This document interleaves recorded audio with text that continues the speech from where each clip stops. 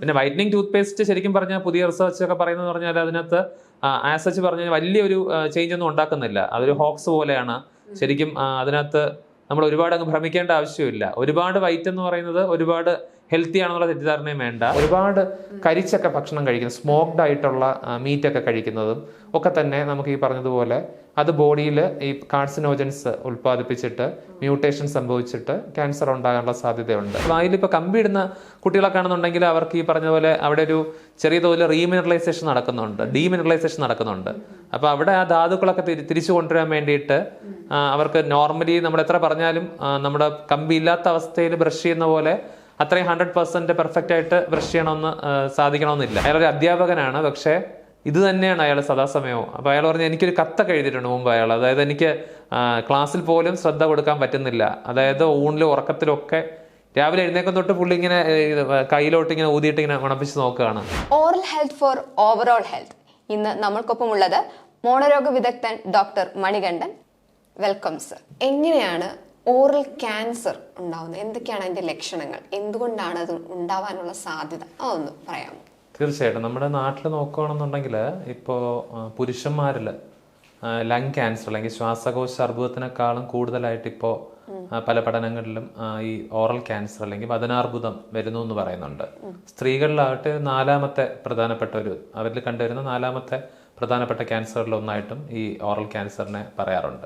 അപ്പോൾ oral cancer എന്ന് പറയുന്നത് ഒരു അംബ്രല ടേമാണ്, അല്ലെങ്കിൽ ഒരു വലിയ കുടക്കീഴിൽ വരുന്ന ഒരു വാക്കാണ്. അപ്പോൾ അതിൻ്റെ ഉള്ളിൽ ഒരുപാട് നമ്മുടെ വായും അനുബന്ധമായിട്ടുള്ള കലകളിലൊക്കെ തന്നെ കാണപ്പെടുന്ന ഏതൊരു ക്യാൻസറിനെയും നമ്മൾ ഓറൽ ക്യാൻസർ എന്നാണ് പറയുന്നത്. അത് ഹെഡ് ആൻഡ് നെക്ക് ക്യാൻസർ എന്ന് പറയുന്ന ഈ കഴുത്തിന് മുകളിലോട്ടുള്ള ശിരോഗള ക്യാൻസർ എന്ന് പറയുന്ന വിഭാഗത്തിൽ പെടുന്നതിന്റെ ഒരു വകഭേദമാണ് ഓറൽ ക്യാൻസർ എന്ന് പറയുന്നത്. അപ്പോൾ നാവിന്റെ വശങ്ങള്, അതിന്റെ അടിഭാഗം, ഉപരിതലം, ചുണ്ടിന്റെ അരികുകള്, കവിളിന്റെ ഉൾഭാഗം, അണ്ണാക്ക്, മോണയൊക്കെ തുടങ്ങിയിട്ടുള്ള ഈ പ്രധാനപ്പെട്ട, പിന്നെ നാവിന്റെ അടിഭാഗം, അതായത് ഫ്ലോർ ഓഫ് ദ മൗത്ത് എന്ന് പറയും, ആ ഭാഗം എല്ലാം കൂടി ചേർന്നിട്ടുള്ള അണ്ണാക്കൊക്കെ ചേർന്ന് വരുന്ന ഒരു ഏരിയക്ക് പറയുന്ന പേരാണ് ഓറൽ ക്യാൻസർ എന്ന് പറയുന്നത്. അപ്പോൾ ഓറൽ ക്യാൻസറും ബ്രസ്റ്റ് ക്യാൻസറും എന്ന് പറയുന്നത് ശരിക്കും പറഞ്ഞാൽ നമ്മളൊരു വിചാരിച്ചു കഴിഞ്ഞാൽ നമുക്ക് തടയാൻ പറ്റുന്ന അല്ലെങ്കിൽ നേരത്തെ കണ്ടുപിടിക്കാൻ പറ്റുന്ന ഒരു രണ്ട് ക്യാൻസേഴ്സ് ആണ്. കാരണം സ്വയം പരിശോധനയ്ക്ക് നമുക്ക് സാധ്യതയുള്ള ഏരിയാസ് ആണ്. അതായത് നമുക്കിപ്പോ അതിന്റെ തുടക്കത്തിൽ തന്നെ ഇപ്പോൾ നമ്മൾ ബ്രസ്റ്റ് ക്യാൻസറിൽ പറയാറുണ്ട്, എന്തെങ്കിലും ഒരു മുഴ കാണുമ്പോൾ നമുക്കത് അറിയാമെന്നുള്ളത് സ്വയം പരിശോധന. അതുപോലെ തന്നെ വായിലെ ക്യാൻസർ ആണെന്നുണ്ടെങ്കിൽ നമ്മൾ ബ്രഷ് ചെയ്യുന്ന സമയത്ത് ഈ പറഞ്ഞ ഏരിയാസ്, ഒരു 8 ഏരിയാസ് പറയാറുണ്ട്. അപ്പൊ ഞാൻ നേരത്തെ പറഞ്ഞതൊക്കെ തന്നെയാണ് അതിൽ വരുന്നത്. ചുണ്ടിന്റെ ഈ വശങ്ങൾ നമ്മൾ വെർമിലിയൻ ബോർഡർ എന്ന് പറയും. പിന്നെ കവിളിന്റെ ഉൾഭാഗം, അതാണ് ബക്കൽ മ്യൂക്കോസ. നാവിന്റെ അടിഭാഗവും നാവിന്റെ മുകൾ ഭാഗം, നാവിന്റെ വശങ്ങളിലും കവിളിന്റെ ഉൾഭാഗത്തും കൂടുതലായിട്ട് ഓറൽ ക്യാൻസർ വരാൻ സാധ്യതയുള്ള സ്ഥലങ്ങളാണ്. പിന്നെ നമ്മുടെ അണ്ണാക്ക്, മോണ, ഈ നാവിന്റെ അടിഭാഗമായിട്ട് കാണുന്ന ഫ്ലോർ ഓഫ് ദ മൗത്ത് എന്ന് പറയുന്നത്. അപ്പൊ ഈ പറഞ്ഞ ഏരിയാസ് എല്ലാം തന്നെ നമ്മൾ പല്ല് തേക്കുന്ന സമയത്ത് ദിവസവും ഒന്ന് എക്സാമിൻ ചെയ്തിട്ട് ഇവിടെ ഒരു തരത്തിലുള്ള ചുമന്നതോ വെളുത്തതോ ആയിട്ടുള്ള പാടുകളില്ല എന്ന് ഉറപ്പുവരുത്തുകയും, പിന്നെ നമുക്കിപ്പോൾ ഒരു ഡയബറ്റിക് അല്ലാത്ത ഒരാളാണ്, അല്ലെങ്കിൽ മറ്റു തരത്തിലുള്ള ഈ ഇമ്മ്യൂണിറ്റിയെ ബാധിക്കുന്ന, രോഗപ്രതിരോധ ശേഷിയെ ബാധിക്കുന്ന മറ്റവസ്ഥകളൊന്നും ഇല്ലെന്നുണ്ടെങ്കിൽ എന്തെങ്കിലും ഒരു മുറിവ് നമ്മുടെ ഈ പറഞ്ഞ ശരീരത്തിൽ എവിടെയാണെന്നുണ്ടെങ്കിലും വന്നു കഴിഞ്ഞാൽ ഏറ്റവും കുറഞ്ഞത് മാക്സിമം 2 മുതൽ 3 ആഴ്ചക്കുള്ളിൽ ഉണങ്ങി വരാറുണ്ട്. അപ്പൊ 3 ആഴ്ചയിൽ കൂടുതൽ ഉണങ്ങാതെ നിൽക്കുന്ന വ്രണങ്ങളോ അല്ലെങ്കിൽ നേരത്തെ പറഞ്ഞതുപോലെയുള്ള ചുമന്നതോ വെളുത്തതോ ആയുള്ള പാടുകൾ, ആ പാടുകൾക്ക് ഒട്ടും തന്നെ വേദന ഉണ്ടാവണമെന്നില്ല, എരിച്ചിലോ പുകച്ചിലോ ഒന്നും ഉണ്ടാവണമെന്നില്ല, പക്ഷെ മായാതെ നിൽക്കുന്ന വെളുത്ത പാടുകളായിരിക്കും. അപ്പൊ ഈ വെളുത്ത പാടുകൾ ചിലപ്പോൾ തെറ്റിദ്ധരിക്കപ്പെടാം. വെളുത്ത പാടുകൾ നമ്മുടെ നാവില് ചിലപ്പോൾ നമ്മുടെ വായ ഡ്രൈ ആയിട്ട്, അല്ലെങ്കിൽ ചില മരുന്നുകളൊക്കെ ഇപ്പൊ ആന്റിബയോട്ടിക് ഒക്കെ കഴിക്കുമ്പോൾ ചിലപ്പോൾ ചില തോതിൽ പൂപ്പൽ ബാധ വരാറുണ്ട്. ഇപ്പൊ കാൻഡിഡ എന്ന് പറഞ്ഞ ഇൻഫെക്ഷൻ വരാറുണ്ട്. അപ്പൊ അത് നമ്മള് ഒരു സ്പൂൺ എന്തെങ്കിലും ഒരു കരണ്ടി വെച്ചിട്ട് ഇങ്ങനെ ഉരച്ചു കഴിഞ്ഞാൽ നാക്കിന്ന് തൈരിന്റെ പാട പോലെ ഇളകി വരുന്നതാണ്. പക്ഷെ ഈ വെള്ളപ്പാട എന്ന് പറഞ്ഞാൽ ഞാൻ പറഞ്ഞതുപോലെ നമ്മൾ എത്ര ചുരണ്ടിയാലും ഇളക്കാൻ പറ്റാത്ത, എന്നാൽ വേദനയില്ലാത്ത പാടകളായിരിക്കും. അതിനെയാണ് ലൂക്കോപ്ലേക്കിയ എന്ന് പറയും. അതിന്റെ ചുമന്ന ഒരു വകഭേദത്തിനെയാണ് എറിത്രോപ്ലേക്കിയ എന്ന് പറയും. ചിലയിടത്ത് കമ്പൈൻഡ് ആയിട്ട് അങ്ങിങ്ങായിട്ട് ചുവപ്പും വെളുപ്പും ചേർന്നിട്ട് എറിത്രോ ലൂക്കോപ്ലേക്കിയ മിക്സഡ് ആയിട്ടും കാണും. അപ്പൊ ഇതിനെ നമ്മൾ പറയുന്നത് പ്രീ ക്യാൻസറസ് ലീഷൻ, അല്ലെങ്കിൽ നമ്മൾ ഈ പറഞ്ഞ പൂർവ്വ അർബുദ അവസ്ഥകൾ. ഇപ്പൊ നേരത്തെ ചോദിച്ചതുപോലെ തന്നെ ക്യാൻസർ വരുന്നതിന് മുന്നോടിയായിട്ടുള്ള കാര്യങ്ങളാണ്. അപ്പൊ ഇതിൽ നമ്മൾ ചിലപ്പോൾ ഈ പെയിൻ ഒന്നും ഇല്ലാത്തത് കൊണ്ട് ചിലപ്പോൾ ശ്രദ്ധിക്കാതെ വിട്ടേക്കാം. അപ്പോഴായിരിക്കും അത് കുറച്ച് നാൾ കഴിയുമ്പോൾ അത് ശരിക്കുമുള്ള ഒരു ക്യാൻസർ എന്ന് പറയുന്ന പ്രോപ്പർ ആയിട്ടുള്ള സ്റ്റേജിലോട്ട് പോകുന്നത്. അപ്പൊ അതുകൊണ്ടാണ് ഞാൻ നേരത്തെ പറഞ്ഞത് നമ്മൾ വിചാരിച്ചാൽ വേണമെങ്കിൽ ഈ ബ്രസ്റ്റ് ക്യാൻസറും ഓറൽ ക്യാൻസറും നേരത്തെ കണ്ടുപിടിക്കാൻ പറ്റും അതിന്റെ ലക്ഷണങ്ങൾ കാണുമ്പോൾ തന്നെ. പിന്നെ ക്യാൻസർ ആയിട്ട് ഫ്രാങ്ക് ആയിട്ട് വന്നു കഴിഞ്ഞാൽ നമുക്ക് ഈ പറഞ്ഞതുപോലെ പെട്ടെന്ന് ഒരു അൺഎക്സ്പ്ലെയിൻഡ് ലോസ് ഓഫ് വെയിറ്റ് എല്ലാ ക്യാൻസറിനും വരുന്നതാണ്. നല്ല ഹെൽത്തി ആയിട്ടിരുന്ന ഒരാള് അയാള് ഡയറ്റിംഗ് ഒന്നും ചെയ്യുന്നില്ല, ജിമ്മിലൊന്നും പോകുന്നില്ല, ഒന്നും ചെയ്യാതെ പെട്ടെന്ന് ഒരു 2 മാസം കൊണ്ട് പെട്ടെന്ന് ഒരു 8-10 കിലോ കുറയും. അൺഎക്സ്പ്ലെയിൻ ലോസ് ഓഫ് വെയിറ്റ് എന്ന് പറയും, കാച്ചക്സിയ എന്ന് പറയും. പെട്ടെന്ന് ഒരു ശരീരഭാരം കുറയുന്നു, ഇപ്പോ മറ്റ് ഒരു ക്ഷീണം അനുഭവപ്പെടുന്നു. വായിലെ ക്യാൻസറിനെ സംബന്ധിച്ചിടത്തോളം ഇപ്പൊ അണ്ണാക്കിലൊക്കെ ആണെന്നുണ്ടെങ്കിൽ ഒരു മുഴ പോലെ തോന്നുക, ഒരു ലംബ്, അതായത് ത്രോട്ടിൽ എന്തോ ഇരിക്കുന്ന പോലെ, അണ്ണാക്കിൽ എന്തോ ഇരിക്കുന്നത് പോലെ, വെള്ളം ഇറക്കാനൊക്കെ ചെറുതായിട്ട് ബുദ്ധിമുട്ട് അനുഭവപ്പെടുക. ഇനി അത് ചെറിയ ഏതെങ്കിലും പല്ലുമായിട്ട് അനുബന്ധമായിട്ടുള്ള ഭാഗത്താണ് വരുന്നതെങ്കിൽ ആ പല്ലിന് പെട്ടെന്നൊരു ഇളക്കം വരിക. അതായത് വേറെ മോണരോഗം കാരണം പല്ലുകൾക്ക് ഇളക്കം വരാറുണ്ട്.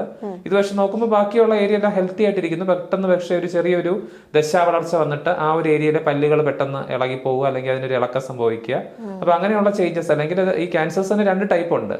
മെലിഗ്നന്റ് ആയിട്ടുള്ള ക്യാൻസേഴ്സ് ഉണ്ട്, ബിനൈൻ എന്ന് പറയും. ബിനൈൻ എന്ന് പറയുന്നത് ഒരു നമ്മൾ ഈ പറഞ്ഞ പോലെ ഒരു ഗ്രോത്ത് പോലെ വന്നിട്ട് അത് അത്ര സിവിയർ ആവില്ല. നമ്മൾ ആ ഒരു ഈ വളർച്ചയെ, ഈ അമിതമായിട്ടുള്ള വളർച്ചയെ നീക്കം ചെയ്ത് കഴിഞ്ഞാൽ നോർമൽ ആയിട്ടുള്ള സ്ഥിതിയിലേക്ക് രോഗി മടങ്ങി വരും. മെലിഗ്നന്റ് ആയിട്ടുള്ള ട്യൂമർ എന്ന് പറയുമ്പോഴത്തേക്കുമാണ് അതിന് മെറ്റാസ്റ്റാസിസ് എന്ന് പറയുന്നത്. അതായത് നമ്മളെപ്പോഴും പറയുന്നത് മെറ്റ്സ് എന്ന് പറയാറുണ്ട്. അതായത് ഒരു ഭാഗത്ത് വന്നിട്ട് ഓറൽ ക്യാൻസർ ആയിട്ട് വന്നിട്ട് ചിലപ്പോൾ അത് മെറ്റ്സ് ആയിട്ട്, മെറ്റാസ്റ്റാസിസ് ആയിട്ട് ശരീരത്തിന്റെ മറ്റു ഭാഗങ്ങളിലോട്ടും വ്യാപിക്കാം.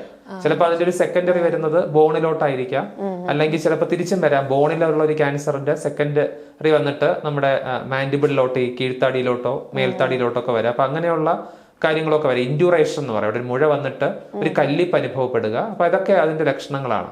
അപ്പൊ തുടക്കത്തിലേ കണ്ടുപിടിച്ചു കഴിഞ്ഞാൽ തീർച്ചയായിട്ടും നമുക്ക് നല്ല ട്രീറ്റ് ചെയ്ത് വിജയ സാധ്യത കൂടിയ ഗണത്തിൽപ്പെടുന്നതാണ് ഓറൽ ക്യാൻസർ എന്ന് പറയുന്നത്. പിന്നെ എപ്പോഴും നമ്മൾ അറിയേണ്ടതെന്ന് പറഞ്ഞപ്പോൾ പലരും പറയാറുണ്ട് നമുക്ക് ദുശീലങ്ങളൊന്നും ഇല്ല, പുകവലി ഇല്ല, മദ്യപാനമില്ല. അപ്പൊ കാരണങ്ങളും ചോദിച്ചല്ലോ നേരത്തെ, 5 കാരണങ്ങൾ ചോദിച്ചു. അപ്പൊ കാരണങ്ങളിൽ എപ്പോഴും പുകയില ജന്യ ഉൽപ്പന്നങ്ങളുടെ ഉപയോഗം തന്നെയാണ് 70% കേസുകളിലും ഓറൽ ക്യാൻസറിന്റെ കാരണമായിട്ട് പറയുന്നത്. പക്ഷെ ബാക്കിയുള്ള 30% കേസുകളിൽ അല്ലാത്ത കാരണങ്ങളും ഉണ്ട്. അതായത് നമ്മുടെ ഇപ്പോൾ ഈ പറഞ്ഞ ഫാസ്റ്റ് ഫുഡ് സംസ്കാരത്തിൽ നമ്മൾ ഒരുപാട് കളറിങ് ഏജൻസ് അല്ലെങ്കിൽ ഫുഡ് അഡിറ്റീവ്സ് ഒക്കെ ആഡ് ചെയ്യുന്നുണ്ട്, അജിനോമോട്ടോ പോലെയുള്ള കുറെ കാര്യങ്ങളൊക്കെ. അപ്പോൾ അങ്ങനെ സിന്തറ്റിക് ആയിട്ടുള്ള ഫുഡ് പാർട്ടിക്കിൾസ് അല്ലെങ്കിൽ ഫുഡ് അഡിറ്റീവ്സ്, കളറിങ് ഏജന്റ് ഒക്കെ തന്നെ നമുക്ക് ഇതുപോലെയുള്ള ഇപ്പോൾ ഈ നമ്മുടെ ഗ്രിൽഡ് ചിക്കൻ ഉണ്ട്, ഒരുപാട് കരിച്ചൊക്കെ ഭക്ഷണം കഴിക്കുന്നത്, സ്മോക്ഡ് ആയിട്ടുള്ള മീറ്റ് ഒക്കെ കഴിക്കുന്നതും ഒക്കെ തന്നെ നമുക്ക് ഈ പറഞ്ഞതുപോലെ അത് ബോഡിയിൽ ഈ കാർസിനോജൻസ് ഉൽപ്പാദിപ്പിച്ചിട്ട് മ്യൂട്ടേഷൻ സംഭവിച്ചിട്ട് ക്യാൻസർ ഉണ്ടാകാനുള്ള സാധ്യതയുണ്ട്. പിന്നെ ചില പഠനങ്ങൾ പറയുന്നത് മെലങ്കളിയ, അതായത് നമുക്ക് അമിതമായിട്ടുള്ള വിഷമം അല്ലെങ്കിൽ വിഷാദ രോഗം അനുഭവിക്കുന്ന ആൾക്കാർക്ക് പോലും സ്ട്രെസ്, മെലങ്കളിയ എന്ന് തന്നെ പറയുന്നുണ്ട്. അതായത് സ്ട്രെസ് ഉണ്ട്, അതായത് മാനസിക സമ്മർദ്ദത്തിനോടൊപ്പം തന്നെ അമിതമായിട്ട് വിഷമം അനുഭവിക്കുന്ന ആൾക്കാരിൽ, അല്ലെങ്കിൽ ഒരുപാട് നേരം ഒറ്റപ്പെട്ട രീതിയിൽ ഈ വിഷാദ രോഗത്തിനൊക്കെ അടിമയായിട്ടുള്ള ആൾക്കാർക്കൊക്കെ തന്നെയും നമുക്ക് ഈ ബോഡിയിൽ ഇതിന്റെ ഫലമായിട്ട് കുറെ രാസമായിട്ടുള്ള വ്യത്യാസങ്ങൾ, രാസപ്രവർത്തനങ്ങളിൽ വ്യത്യാസം സംഭവിക്കുന്നുണ്ട്. നമ്മുടെ ദിവസേനയുള്ള ചയാപചയ പ്രവർത്തനങ്ങളിൽ തന്നെ വ്യത്യാസം കാണാറുണ്ട്. അപ്പോൾ ഒരുപാട് ഈ സ്ട്രെസ് അനുഭവിക്കുന്ന ആൾക്കാരിലൊക്കെ തന്നെ അത് കാരണം ഉണ്ടാകുന്ന ചില ഈ നമ്മുടെ ഈ മോളിക്കുലാർ ലെവലിൽ ഒരുപാട് വ്യത്യാസങ്ങൾ സംഭവിക്കുന്നുണ്ട്. അപ്പൊ അത് കാരണം ഫ്രീ റാഡിക്കൽസ് എന്ന് പറയുന്ന കാര്യങ്ങൾ ഒരുപാട് ഉണ്ടായി വരുന്നുണ്ട്. ഇത് നമ്മുടെ ബോഡിയിൽ അമിതമായിട്ടുള്ള കോശ വിഭജനത്തിന് കാരണമാവുകയും അത് പിന്നീട് ക്യാൻസറിലോട്ട് വഴിവെക്കുകയും ചെയ്യുന്നുണ്ട്. ഓറൽ ക്യാൻസറിനുള്ള കാരണങ്ങളിലും വരുന്നതാണ്. പിന്നെ ആൽക്കഹോൾ ചിലർ ചോദിക്കാറുണ്ട്, ഇപ്പൊ ഈ പുകവലി മാത്രമേ പ്രശ്നമുള്ളൂ എന്നുള്ളത് ചോദിക്കാറുണ്ട്. അപ്പൊ പുകവലി ശരിക്കും പ്രശ്നമാണ്. പുകയിലയുടെ ഏത് രൂപത്തിലാണെങ്കിലും, അത് ചവയ്ക്കുന്ന പുകയിലയാണെന്നുണ്ടെങ്കിലും വലിക്കുന്നതാണെന്നുണ്ടെങ്കിലും, ഓറൽ ക്യാൻസറിനെ സംബന്ധിച്ചിടത്തോളം കൂടുതൽ വലിക്കുന്നതുണ്ടെങ്കിലും ചവയ്ക്കുന്ന പുകയില കുറച്ചുകൂടി ഈ ഓറൽ ക്യാൻസർ, ഇപ്പൊ ടൊബാക്കോ ക്യുഡ് കെരട്ടോസിസ് അല്ലെങ്കിൽ പൗച്ച് ക്യാൻസർ എന്നൊക്കെ പറയാം. അപ്പൊ എവിടെയാണോ ഈ ചിലര് ഈ ഒരു ഉരുളയായിട്ട് വെക്കുന്നത് അവിടെ തന്നെ ചിലപ്പോൾ ക്യാൻസർ ആ സൈറ്റിൽ തന്നെ വരുന്നതാണ്. അപ്പൊ അത് കൂടുതലും ചവയ്ക്കുന്ന ഫോമിലാണ് വരുന്നത്. പിന്നെ നമ്മളിപ്പോൾ ചില നോർത്ത് ഇന്ത്യൻ സംസ്ഥാനത്തൊക്കെ പോയി കഴിഞ്ഞാൽ പല രീതിയിലുള്ള, ഇപ്പോൾ സാർഡ എന്ന് പറഞ്ഞിട്ട്, മാഷേരി എന്ന് പറഞ്ഞിട്ടും പല രീതിയിലുള്ള ടൊബാക്കോയുടെ യൂസ് ഉണ്ട്. റിവേഴ്സ് സ്മോക്കിംഗ് ഉണ്ട്, നമ്മൾ ഹുക്ക പോലെയുള്ള തിരിച്ചകത്തേക്ക് വലിക്കുന്ന തരത്തിലുള്ള, അപ്പൊ ഏത് രീതിയിലുള്ള പുകയിലയുടെ ഉപയോഗമുണ്ട്.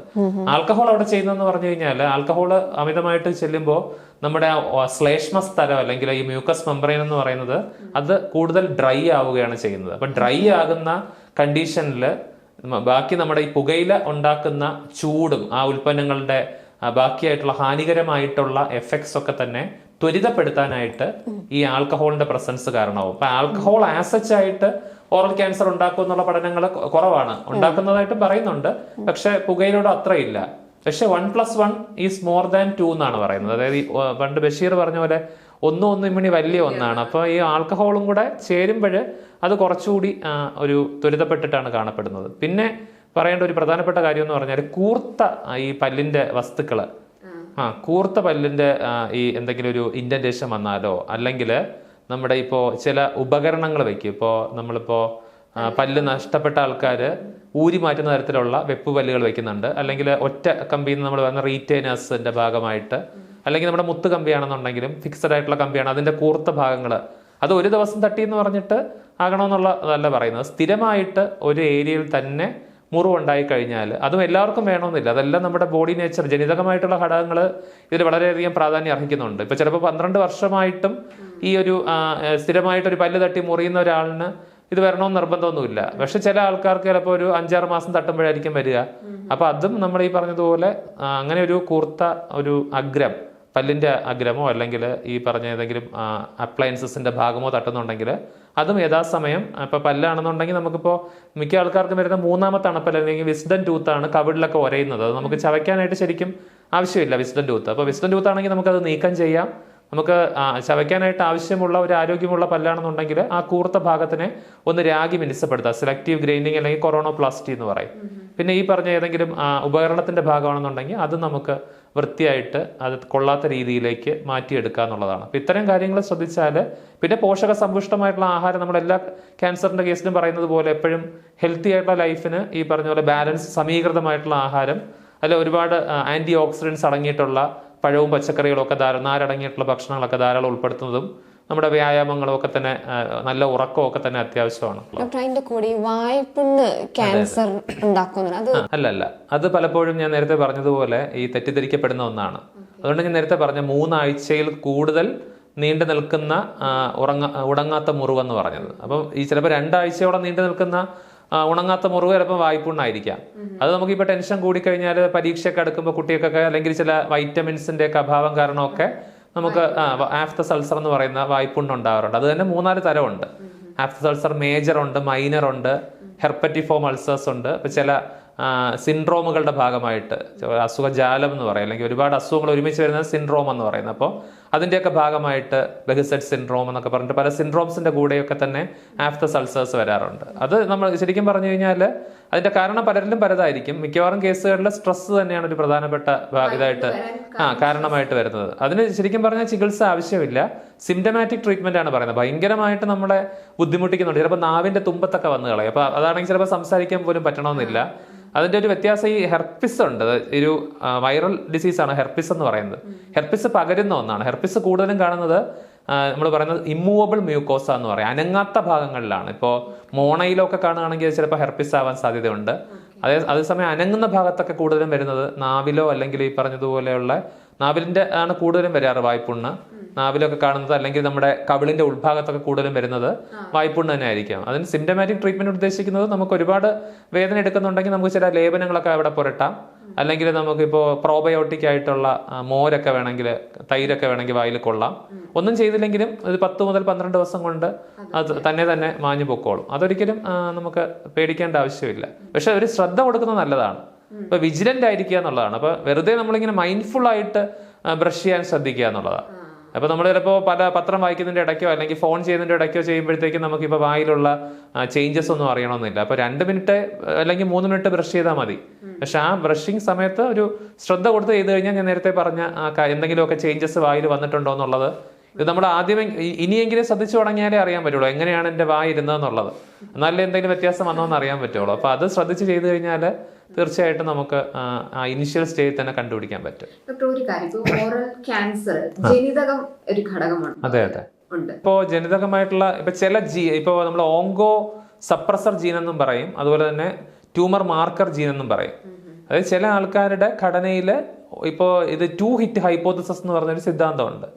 അതായത് 2 അടി എന്നാണ് അത് പറയുന്നത്. നട്സൺ എന്ന് പറയുന്ന ഒരാളുടെ ഒരു സിദ്ധാന്തമാണ്. അതായത് നമ്മുടെ എല്ലാം ജീവിതത്തിൽ നമുക്കിപ്പോൾ പല കെമിക്കൽസ്, ഇപ്പൊ നേരത്തെ പറഞ്ഞല്ലോ, ഇപ്പൊ അജിനോമോട്ടോയുടെ കാര്യം പറഞ്ഞു, പല രീതിയിൽ അത് തെർമലാകാം, കെമിക്കലാകാം, വൈറലാകാം. ഇപ്പൊ കോവിഡ് വന്നതുപോലെയുള്ള പുതിയ ഓരോ പുതിയ ഏജൻസും നമ്മുടെ ആ ഒരു ഇതിനകത്ത് നമ്മുടെ ഒരു DNA അല്ലെങ്കിൽ നമ്മുടെ ജീനോമില് ഒരു ഇമ്പാക്റ്റ് ഉണ്ടാക്കിയിട്ടുണ്ട്. അപ്പൊ ഫസ്റ്റ് ഹിറ്റ് നമുക്ക് കിട്ടിയെന്നിരിക്കട്ടെ, സെക്കൻഡ് ഹിറ്റ് ചിലപ്പോൾ കിട്ടുന്നത് ഒരാളിന് മരിക്കുന്നത് വരെയും കിട്ടണമെന്നില്ല. അപ്പൊ അയാൾക്ക് ക്യാൻസർ വരില്ല. വേറൊരാളിന് ഇപ്പോൾ ആദ്യത്തെ ഒരു ഇമ്പാക്റ്റ് കിട്ടി, ഒരു 2-3 വർഷം കഴിയുമ്പോൾ തന്നെ രണ്ടാമതൊരു ഇമ്പാക്റ്റിനൂടെ കിട്ടിക്കഴിഞ്ഞാൽ ചിലപ്പോൾ അയാളുടെ ജീനോമിൽ ചെറിയ മ്യൂട്ടേഷൻ സംഭവിച്ചിട്ടായിരിക്കാം അയാൾക്കൊരു ക്യാൻസർ അല്ലെങ്കിൽ ക്യാൻസറിന് മുന്നോടിയായിട്ടുള്ള ചില ചേഞ്ചസ് വന്നു പോയിട്ടുണ്ടാവുക. അപ്പൊ അത് നമ്മുടെ ജനറ്റിക് മേക്കപ്പ് അനുസരിച്ചിട്ട് വ്യത്യാസപ്പെട്ടിരിക്കും, ഇത് എങ്ങനെ എപ്പോൾ സംഭവിക്കണമെന്നുള്ളത്. അപ്പൊ തീർച്ചയായിട്ടും ജനിതകമായിട്ടുള്ള ഫാക്ടേഴ്സ് ഉണ്ട്. ചില പ്രത്യേകമായിട്ടുള്ള ഈ ക്യാൻസേഴ്സിനൊക്കെ തന്നെ റണ്ണിങ് ഇൻ ഫാമിലീസും പറയാറുണ്ട്. അതായത് കുടുംബത്തില് തന്നെ ഒരു കുടുംബത്തിൽ ഇങ്ങനെ ഒരു റണ്ണിങ് ഹിസ്റ്ററി പറയാറുണ്ട്. അപ്പൊ തീർച്ചയായിട്ടും മറ്റ് ഘടകങ്ങളോടൊപ്പം തന്നെ ജനിതകമായിട്ടുള്ള ഘടകത്തിനും ഒരു പങ്കുണ്ട്. Oral health.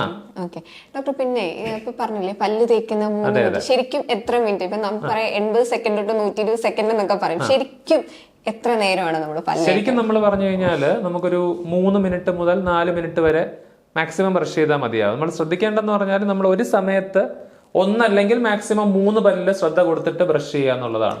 അപ്പൊ ഏറ്റവും പുറകിലത്തെ 3 പല്ലുകളിൽ തുടങ്ങിയിട്ട് അടുത്ത 3 പല്ല് അങ്ങനെ കംപ്ലീറ്റ് ചെയ്യുക, ഔട്ടർ സർക്കിള്. അതിനുശേഷം അത് മേൽത്താടി കംപ്ലീറ്റ് ചെയ്തിട്ട് പിന്നെ കീഴ്ത്താടിയിൽ, അതിനുശേഷം ഉൾഭാഗത്തും അതുപോലെ ചെയ്യുക എന്നുള്ളതാണ്. അപ്പൊ എപ്പോഴും നമ്മൾ ചെയ്യുന്നതെന്ന് പറഞ്ഞാൽ ഇടത്തുനിന്ന് വലത്തേക്ക് ശക്തിയായിട്ട് ബ്രഷ് ചെയ്യുകയാണ് ചെയ്യുന്നത്. അപ്പൊ ഐഡിയലി നമ്മൾ ഒരു സർക്കുലർ മോഷനിൽ ഗമ്മിന്റെ അവിടെ ഒരു 45 ഡിഗ്രി ഒരു കോൺ കൊടുത്തുകൊണ്ട് മുകളിൽ നിന്ന് താഴേക്ക് വേണമായിട്ട് ബ്രഷ് ചെയ്യാനായിട്ട്. കോണൊന്നും നമുക്ക് മേളിലേക്ക് താഴേക്ക് വേണം. താഴത്തെ പല്ലുകളാകുമ്പോൾ തിരിച്ച് താഴെ നിന്ന് മുകളിലേക്ക് 45 ഡിഗ്രി ഉദ്ദേശിക്കുന്ന ചെറിയൊരു ചരിവ് കൊടുക്കുക. നമ്മൾ പ്രൊട്രാക്ടർ ഒന്നും എടുത്ത് രാവിലെ ബ്രഷ് ചെയ്ത് മെഷറൊന്നും ചെയ്യാനായിട്ട് നിൽക്കണ്ട. ചെറുതായിട്ടൊരു ചരിവ് കൊടുത്തിട്ട് പതിയെ ബ്രഷ് ചെയ്യുക. അങ്ങനെ ഒരു ഔട്ടർ സർക്കിൾ കംപ്ലീറ്റ് ചെയ്ത് കഴിഞ്ഞാൽ അതിനുശേഷം ഇന്നർ സർക്കിൾ ചെയ്യുക. എപ്പോഴും നമുക്ക് ഔട്ടർ സർക്കിൾ വലിയ ബുദ്ധിമുട്ടില്ല, ഇന്നർ സർക്കിൾ ചെയ്യുമ്പോഴായിരിക്കും വീണ്ടും പെട്ടെന്ന് ഇങ്ങനെ ചെയ്യാനുള്ള ഒരു ടെൻഡൻസി വരുന്നത്. അപ്പൊ അത് അങ്ങനെ നമ്മൾ ഈ ഹൊറിസോണ്ടൽ പാറ്റേൺ ഓഫ് ബ്രഷിങ് ചെയ്യുമ്പോഴത്തേക്കും നമുക്ക് ചിലപ്പോ കൂടുതൽ പല്ലിന് തേയ്മാനം വരാനുള്ള സാധ്യതയുണ്ട്. ഇപ്പൊ സിമ്പിൾ ആയിട്ട് പറഞ്ഞു കഴിഞ്ഞാൽ മുറ്റം അടിക്കുന്ന ഒരു ഇതിനകത്ത് ഓർത്താൽ ഒരു സ്വീപ്പിംഗ് മോഷൻ എങ്കിലും ചെയ്തിട്ട് ഒരു സ്വേയിങ് മോഷനിൽ കറക്റ്റ് ആയിട്ട് ഓരോ പല്ലിന്റെയും മുകളിൽ നിന്ന് താഴേക്ക്, അതായത് അതിന്റെ ഗം ലൈൻ തുടങ്ങുന്ന ഏരിയയിൽ നിന്ന് പതുക്കെ താഴേക്ക് ബ്രഷ് ചെയ്താൽ മതിയാവും. പിന്നെ നമ്മൾ ചവയ്ക്കുന്ന ഭാഗങ്ങൾ മാത്രം, പ്രതലം മാത്രം നന്നായിട്ട് ഒന്ന് സർക്കുലർ മോഷനിൽ ഈ റൗണ്ട് ഭാഗത്ത് നന്നായിട്ടൊന്ന് ബ്രഷ് ചെയ്ത് കൊടുക്കുക എന്നുള്ളതാണ്. പിന്നെ ഏത് ബ്രഷ് തിരഞ്ഞെടുക്കുക എന്നുള്ളതും വളരെ പ്രാധാന്യമുള്ള ഒന്നാണ്. അപ്പൊ ബ്രഷിന് 3 ഭാഗങ്ങളാണ് ഉള്ളത്. ഒരു പിടിയുണ്ട്, ഒരു കഴുത്തുണ്ട്, ഒരു തലയുണ്ട്. തലയിലാണ് നാരുകൾ അല്ലെങ്കിൽ ബ്രിസിലുകൾ ഉള്ളത്. ആ ബ്രിസിലിന്റെ ഡയമീറ്റർ അനുസരിച്ചിട്ട് അതിന് സോഫ്റ്റ് എന്നും മീഡിയം എന്നും ഹാർഡ് എന്നും പറയും. ഇപ്പൊ അൾട്രാ സോഫ്റ്റ് ഉണ്ട്. അൾട്രാ സോഫ്റ്റ് അല്ലെങ്കിൽ സോഫ്റ്റ് എന്ന് പറയുന്ന ഗം ഡിസീസ് ഒക്കെ ഉള്ള ആൾക്കാരിൽ, അല്ലെങ്കിൽ നമ്മളിപ്പോ ഒരു ഗമ്മിന്റെ പല്ലിന്റെ സർജറി ഒക്കെ കഴിഞ്ഞ ആൾക്കാർക്ക് കുറച്ച് നാളത്തേക്ക് നമ്മൾ സോഫ്റ്റ് അല്ലെങ്കിൽ അൾട്രാ സോഫ്റ്റ് യൂസ് ചെയ്യാനായിട്ട് പറയും. നമുക്ക് ഒരു തരത്തിലുള്ള ഡെന്റൽ പ്രോബ്ലം ഇല്ല, നമ്മൾ ഹെൽത്തി ആയിട്ട് പോകുകയാണെന്നുണ്ടെങ്കിൽ നമുക്ക് മീഡിയം ടൂത്ത് ബ്രഷ് ആണ് യൂസ് ചെയ്യേണ്ടത്. അപ്പൊ പിന്നെ എന്തിനാണ് ഹാർഡ് ടൂത്ത് ബ്രഷ് കമ്പനി ഇറക്കുന്നത് ചോദിച്ചു കഴിഞ്ഞാൽ നമ്മുടെ ഫാൾസ് ടീത്ത് അത് ബ്രഷ് ചെയ്യാം. നമ്മുടെ അമ്മൂമ്മമാരൊക്കെ വെച്ചിരിക്കുന്ന വെപ്പ് പല്ലുകൾ നമുക്ക് ഈ ഹാർഡ് ടീത്ത് വെച്ചിട്ട് ഹാർഡ് ബ്രഷ് വെച്ചിട്ട് ബ്രഷ് ചെയ്യാം. അപ്പൊ ഡെയിലി യൂസിന് ഏറ്റവും അഭികാമ്യം എന്ന് പറയുന്നത് ഇടത്തരം അല്ലെങ്കിൽ മീഡിയം ബ്രഷിലുള്ള ടൂത്ത് ബ്രഷ് ആണ്. പിന്നെ അതിന്റെ ഈ നെക്കിന്റെ ടൈപ്പ് അനുസരിച്ചിട്ട് അത് ഫ്ലെക്സിബിൾ ആയിട്ടുള്ളതും ഉണ്ട്, സ്റ്റിഫ് ആയിട്ടുള്ളതും ഉണ്ട്. അപ്പൊ അതിനകത്ത് നമ്മുടെ ഫ്ലെക്സിബിൾ ആയിട്ടുള്ള ടൂത്ത് ബ്രഷ് ആണ് ഏറ്റവും നല്ലത്. കാരണം ഏറ്റവും പുറകിലത്തെ 3rd മോളാറിന്റെ ഏറ്റവും പുറകിലത്തെ സർഫസ് വരെ എത്തണമെന്നുണ്ടെങ്കിൽ വളഞ്ഞ ബ്രഷ് ആണെങ്കിലാണ് എല്ലായിടത്തും എത്തുക വേഗത്തില്. സ്റ്റിഫ് ആണെങ്കിൽ ചിലപ്പോൾ ഏതെങ്കിലും ഒക്കെ ഏരിയാസ് നമ്മൾ മിസ്സായി പോകാനായിട്ട് ചാൻസ് ഉണ്ട്. അതേപോലെ ഡോക്ടർ ഇപ്പൊ ബ്രഷ് മാറ്റുന്ന ഒരു കാലഘട്ടം ഉണ്ടോ? എത്ര നാളാണ് അത്? 2 ഇതാണ് പറയുന്നത്. അതായത് ഒന്നുകിൽ 3 മാസം, അല്ലെങ്കിൽ നമ്മുടെ ബ്രഷ് കുറ്റിച്ചൂല് പോലെ ആവുന്നത്. ഏതാണ് ആദ്യം സംഭവിക്കുന്നത്? ഇപ്പൊ ഓരോരുത്തരുടെ പല്ലിന്റെ ഇതുപോലെ ഇരിക്കും. ഇപ്പൊ എന്റെയൊക്കെ ബ്രഷ് ചിലപ്പോൾ 1.5 മാസം കൊണ്ട് ചൂല് പോലെയാവും. അപ്പൊ ഞാൻ 1.5 മാസം കൂടുമ്പോൾ മാറ്റും. അപ്പൊ അഞ്ജുവിന്റെ ചിലപ്പം 4 മാസമായിട്ടായിരിക്കും. പക്ഷെ അപ്പോഴും നമ്മൾ 3 മാസത്തെ കണക്ക്, വിച്ചെവർ കംസ് ഫസ്റ്റ് എന്നുള്ളതാണ്. ഏത് 3 months അല്ലെങ്കിൽ നമ്മുടെ ബ്രിസിൽസ് ഫ്രൈഡ് ആന്ന് പറയാം. അതായത് ഈ പറഞ്ഞ ചൂല് പോലെ ആകുന്നത്. അപ്പൊ ചൂല് പോലെ ആയില്ല എന്ന് വെച്ചിട്ട് 6 മാസം ഉപയോഗിക്കാവുന്ന ഇതില്ല. 3 മാസം ആകുമ്പോൾ എന്തായാലും മാറ്റുക എന്നുള്ളതാണ്. പിന്നെ അത് കീപ്പ് ചെയ്യുന്നതും നമ്മൾ കഴിവതും ടോയ്ലറ്റിൽ ഉള്ള റൂമിൽ വെക്കാതിരിക്കുന്നതാണ് നല്ലത്. തുറന്നു വെക്കുമ്പോഴത്തേക്കും ഇതിൽ നിന്നുള്ള അണുക്കളൊക്കെ അങ്ങോട്ടേക്ക് പോകാനുള്ള ചാൻസ് ഉണ്ട്. അപ്പൊ കഴിവതും അത് ഇങ്ങനെ ഇപ്പൊ ചില അടപ്പൊക്കെ വരാറുണ്ട്. പക്ഷെ ഒരുപാട് ഈർപ്പമുള്ള സമയത്ത് അടച്ചു വെച്ചാലും അതിൽ ഫംഗൽ ഗ്രോത്ത് ഒക്കെ വരാനുള്ള ചാൻസ് ഉണ്ട്. ശരിക്കും പറഞ്ഞാൽ ബ്രഷ് നന്നായിട്ടൊന്ന് ഡ്രൈ ആക്കിയിട്ട് ഒരു ഗ്ലാസ്സിലോ വല്ലതും ഇങ്ങനെ കുത്തി നിർത്തുന്ന രീതിയിൽ നമ്മൾ ടോയ്ലറ്റ് അല്ലാത്ത ഏരിയയിൽ വെക്കുന്നതാണ് ഏറ്റവും നല്ലത്. എന്നിട്ട് നമ്മൾ ബ്രഷ് ചെയ്യുന്നതിന് മുമ്പ് ഒന്ന് ഇളം ചൂടുവെള്ളത്തിൽ ഒന്ന് മുക്കിയിട്ട് ബ്രഷ് ചെയ്താൽ മതിയാവും. ചിലപ്പോൾ നമ്മളിങ്ങനെ കുത്തി വെക്കുമ്പോൾ വല്ല പാറ്റയോ പല്ലിയോ ഒക്കെ നക്കിയിട്ടുണ്ടെന്ന് നമുക്ക് അറിയാൻ പറ്റില്ല. അപ്പൊ അത് ചെയ്യാതിരിക്കാൻ വേണ്ടിയിട്ടാണ്. അല്ലെങ്കിൽ നമ്മൾ കുറച്ചു നേരം വെയിറ്റ് ചെയ്തിട്ട് ഈ ഈർപ്പമൊക്കെ ഉണങ്ങിയതിന് ശേഷം ഈ പറഞ്ഞ ക്യാപ്പ് ഇട്ട് വെച്ചാൽ കുഴപ്പമില്ല. ഉടനെ വെച്ച് കഴിഞ്ഞാൽ അതിനകത്ത് ഈ പറഞ്ഞ പോലെ ഫംഗൽ ഗ്രോത്തിനുള്ള ചാൻസ് ഉണ്ട്. ഇപ്പൊ രാവിലെ നമ്മളിപ്പോ ഓഫീസിൽ പോലുള്ള തിരക്കിലൊക്കെ ആണെന്നുണ്ടെങ്കിൽ ഇത് ഉണങ്ങാൻ വേണ്ടിയിട്ട് കാത്തിരിക്കാനൊന്നും ചിലപ്പോൾ പറ്റണമെന്നുണ്ടാവില്ല. അപ്പൊ ജസ്റ്റ് ഒന്ന് ഗ്ലാസ്സിൽ സ്റ്റാൻഡിങ് പൊസിഷനാണ് ഏറ്റവും നല്ലത്. ഒരു ഗ്ലാസ്സിൽ ടോയ്ലറ്റ് ഇല്ലാത്ത ഏരിയയിൽ അല്ലെങ്കിൽ വാഷ് ബേസിനോട് അല്ലാത്ത ഏരിയയിലോട്ട് മാറ്റിയിട്ട് വെക്കുന്നതായിരിക്കും ഏറ്റവും നല്ലതെന്നുള്ളതാണ്. പിന്നെ നമ്മൾ പല്ല് തേക്കുമ്പോഴേ ഈ പോർഷൻ പലപ്പോഴും നമ്മൾ വിട്ടുപോകാറുണ്ട്, അല്ലെങ്കിൽ അതാണ് ഏറ്റവും ഇമ്പോർട്ടന്റ് എന്ന് പറയും. അപ്പൊ അത് താഴത്തെ പോർഷൻ, അതെ അതെ, ഈ പല്ലിന്റെ അകം അവിടെയുള്ള കുറച്ചുകൂടി പ്ലേഗ് കുറച്ചുകൂടെ അടിഞ്ഞു. അതിന്റെ കാരണം എന്ന് പറഞ്ഞാൽ ഈ താഴത്തെ കീഴ്ത്താടിയിലെ മുൻനിര പല്ലിന്റെ ഉൾഭാഗത്തും മേൽത്താടിയിലെ അണപ്പല്ലുകളുടെ പുറം ഭാഗത്തുമാണ് നമ്മുടെ അതിന് അനുബന്ധിച്ചാണ് നമ്മുടെ 2 ഉമിനീർ ഗ്രന്ഥികളുള്ളത്. ഇവിടെയാണ് പരോട്ടിഡ് ഗ്ലാൻഡിന്റെ ഓപ്പണിംഗ് ഉള്ളത്, സ്റ്റെൻസൺസ് ഡക്ട് എന്ന് പറയും. ഇവിടെയാണെങ്കിൽ നമ്മുടെ സബ്മാൻഡിബുലർ ഗ്ലാൻഡിന്റെ സബ്ലിംഗൽ ഗ്ലാൻഡിന്റെ ഒക്കെ ഓപ്പണിംഗ് ഉണ്ട്, വാർട്ടൻസ് ഡക്ട് എന്ന് പറയും. അപ്പൊ അവിടെ ഉമിനീരിന്റെ പ്രവാഹം കൂടുതൽ വരുന്നതുകൊണ്ട് അവിടെ കുറച്ചുകൂടി ഈ ക്രിസ്റ്റൽസ് ഒക്കെ പ്രസിപ്പിറ്റേറ്റ് ചെയ്യാനുള്ള ചാൻസ് കൂടുതലാണ്. അതുകൊണ്ടാണ് അവിടെ കൂടുതലായിട്ട് ഈ നമ്മുടെ അഴുക്ക് വന്നിട്ട് ആദ്യം പ്ലാക്ക് ആയിരിക്കും. പ്ലാക്ക് കുറച്ചുകൂടി ഘനീഭവിച്ചിട്ടാണ് അത് കാൽഷ്യം കൂടെ അടങ്ങിയിട്ട് കാൽക്കുലസ് ആയിട്ട് മാറുന്നത്, അല്ലെങ്കിൽ കക്ക അല്ലെങ്കിൽ ഇത്തളം എന്നുള്ള അവസ്ഥയിലോട്ട് എത്തുന്നത്. അപ്പൊ അതുകൊണ്ടാണ് ആ 2 ഏരിയസിൽ കൂടുതലായിട്ട് നമ്മൾ ശ്രദ്ധിക്കണമെന്ന് പറയുന്നത്. എല്ലാവർക്കും അതെ അതെ, അത് നമുക്ക് ആദ്യത്തെ 21 ദിവസം ഇത് പ്ലാക്ക് തന്നെ ആയിരിക്കും. അതായത് നമ്മുടെ ബ്രഷിൽ പോകുന്നതാണ് പ്ലാക്ക് എന്ന് പറയുന്നത്. അതിൽ നമ്മൾ കറക്റ്റ് ആയിട്ട് പ്രോപ്പർ ആയിട്ട് ഈ പറഞ്ഞ രീതിയിൽ ബ്രഷ് ചെയ്യാത്തപ്പോഴാണ് അത് പതുക്കെ ഘനീഭവിക്കാൻ തുടങ്ങുന്നത്. അപ്പോഴാണ് അത് കട്ടിയായിട്ട് കാൽക്കുലസ് ആയിട്ട് മാറുന്നത്. അപ്പൊ അതാണ് ആൾക്കാർ പല്ല് ക്ലീൻ ചെയ്യുമ്പോൾ നമ്മൾ ഈ കാൽക്കുലസ് ഇളക്കി കളയുമ്പോഴാണ് അയ്യോ എന്റെ പല്ല് പൊടിഞ്ഞ് പോയ, അല്ലെങ്കിൽ ഡോക്ടർ പല്ലെല്ലാം കൂടെ പൊടിച്ചെടുത്തേ എന്ന് പറയുന്നത്. അതെ, അപ്പൊ പല്ലല്ല പൊടിഞ്ഞു പോകുന്നത്, നമ്മൾ തുപ്പുമ്പോഴത്തേക്കും വെള്ളയായിട്ടുള്ള പീസസ് ആയിരിക്കും നമ്മുടെ സ്പിറ്റൂണിലോട്ട് വീഴുന്നത്. അപ്പൊ അത് ചുണ്ണാമ്പ് പോലെ കുമ്മായം പോലെ ഇരിക്കുന്നത് ശരിക്കും കുമ്മായത്തിലുള്ള സാധനം തന്നെയാണുള്ളത്, കാൽഷ്യം കാർബണേറ്റ് തന്നെയാണ്. അതിന്റെ 4 രീതിയിലുള്ള ക്രിസ്റ്റലുകളാണുള്ളത്. ബ്രൂഷൈറ്റ് എന്നും ഒക്ടാ കാൽഷ്യം ഫോസ്ഫേറ്റ് എന്നും മെഗ്നീഷ്യം വിറ്റ്ലോക്കേറ്റ് എന്നും ഹൈഡ്രോക്സി അപ്പറ്റേറ്റ് എന്നൊക്കെ പറഞ്ഞിട്ടുള്ള പല വകഭേദങ്ങളിലുള്ള ഈ കാൽഷ്യം കാർബണേറ്റിന്റെ പല രൂപത്തിലുള്ള ക്രിസ്റ്റൽസ് ആണ് ഈ കാൽക്കുലസ് അല്ലെങ്കിൽ ഇത്തളായിട്ട് മാറുന്നത്. അതിനെയാണ് നമ്മൾ നീക്കം ചെയ്യുന്നത്. അത് അവിടെ ഇരിക്കുമ്പോഴാണ് പല്ലിന് പതുക്കെ പതുക്കെ ആട്ടം വന്നു തുടങ്ങുന്നത്. പക്ഷെ നമ്മൾ ഇതിന്റെ ഒരു പ്രൊട്ടക്ഷൻ ഇങ്ങനെ ഇരിക്കുന്നതുകൊണ്ട് അറിയാത്തതാണ്. ഇത്രയും നാൾ ഇതിങ്ങനെ മൂടിയിരിക്കുന്നതുകൊണ്ട് അറിയില്ല. പെട്ടെന്ന് അത് നീക്കം ചെയ്യുമ്പോഴാണ് പല്ലിന്റെ ഇടയിൽ ഒരു അകലം വന്നതായിട്ട് തോന്നുന്നത്. ഇത്രയും നാൾ ആ ഭാഗത്ത് അഴുക്കാണ് ഇരുന്നത്. നമ്മുടെ നഖമാണെങ്കിലും ചേർത്ത് വെട്ടുമ്പോൾ ഒരു വേദന ഉണ്ടാവുമല്ലോ. അപ്പൊ ഇത്രയും നാള് ആ അഴുക്ക് മൂടിയിരുന്നോണ്ടാണ് അറിയാത്ത. അഴുക്ക് മാറ്റുമ്പോഴത്തേക്കും പല്ലിന്റെ കുറച്ചുകൂടി മോണരോഗം കാരണം മോണ താഴോട്ട് ഇറങ്ങിയിട്ടുണ്ടാവും. മോണയെ ആവരണം ചെയ്യുന്ന സിമന്റം എന്ന് പറയുന്ന കല കൂടുതലായിട്ട് പുറത്തോട്ട് എക്സ്പോസ്ഡ് ആവും. ഈ സിമന്റം എന്ന് പറയുന്ന ടിഷ്യൂനുള്ള ഒരു പ്രത്യേകത എന്ന് പറഞ്ഞാൽ ചെറിയ തോതിൽ കാറ്റോ തണുപ്പോ ഒക്കെ തട്ടുമ്പോൾ തന്നെ അതിന് ഭയങ്കര സെൻസിറ്റിവിറ്റി വരാനുള്ള ചാൻസ് ഉണ്ട്. അപ്പൊ അതുകൊണ്ടാണ് നമുക്ക് പല്ല് ക്ലീൻ ചെയ്യുമ്പോഴത്തേക്കും പുളിപ്പ് വരുന്നത്. പക്ഷെ നമ്മൾ കൃത്യമായിട്ടുള്ള ഇടവേളകളിൽ 6 മാസം കൂടുമ്പോഴേ, അല്ലെങ്കിൽ അറ്റ്ലീസ്റ്റ് വർഷത്തിൽ ഒരിക്കലെങ്കിലും ഒരു ക്ലീനിങ് റെഗുലർ ആയിട്ട് ചെയ്യുന്ന ആളാണെന്നുണ്ടെങ്കിൽ അത്രയും ബുദ്ധിമുട്ടുണ്ടാവില്ല. ഇപ്പൊ നമ്മൾ ഒരു 5-6 വർഷമൊക്കെ ചേർത്ത് ഇത്രയും നമ്മുടെ സമ്പത്തെല്ലാം കൂടെ കൂട്ടി വെച്ചിട്ട് ഒരുമിച്ച് ക്ലീൻ ചെയ്യുമ്പോഴാണ് ഇത്രയും വലിയൊരു പുളിപ്പിനേക്ക് എത്തുന്നത്. ഡോക്ടർ, ഇപ്പം പലതരം പേസ്റ്റുകൾ ഉണ്ട്. വൈറ്റനിങ് ടൂത്ത് പേസ്റ്റ് ഉണ്ട്, ചാർക്കോൾ ഉള്ളതുണ്ട്, നിങ്ങളുടെ ടൂത്ത് പേസ്റ്റ് ഉപ്പുണ്ടോ എന്നൊക്കെ പറഞ്ഞാൽ കുറെ കാറ്റഗറി ഉണ്ട്. ശരിക്കും ഏത് ടൂത്ത് പേസ്റ്റ് ആണ് നല്ലത്? തീർച്ചയായിട്ടും നമ്മളിപ്പോ വിപണി നോക്കിക്കഴിഞ്ഞാൽ ഒരുപാട് തരത്തിലുള്ള പേസ്റ്റുകളുണ്ട്. അപ്പൊ അതിൽ ഏറ്റവും കൂടുതൽ ഈ പരസ്യം കാണുന്നതൊക്കെ തന്നെ ഈ ജെൽ രൂപത്തിലുള്ള പേസ്റ്റ് ആയിരിക്കാം. അപ്പൊ ഐഡിയലി പേസ്റ്റ് 2 രീതിയിലുണ്ട്. ക്രീം രൂപത്തിലുള്ള പേസ്റ്റും ഉണ്ട്, ജെൽ രൂപത്തിലുള്ള പേസ്റ്റും ഉണ്ട്. നമ്മൾ ബ്രാൻഡ് ഒന്നും എൻഡോഴ്സ് ചെയ്തില്ലെങ്കിലും നമുക്ക് പറയാം ഹെൽത്തി ആയിട്ട് ടൂത്തിന് ഏറ്റവും നല്ലതെന്ന് പറയുന്നത് ക്രീം രൂപത്തിലുള്ള പേസ്റ്റ് ആണ്.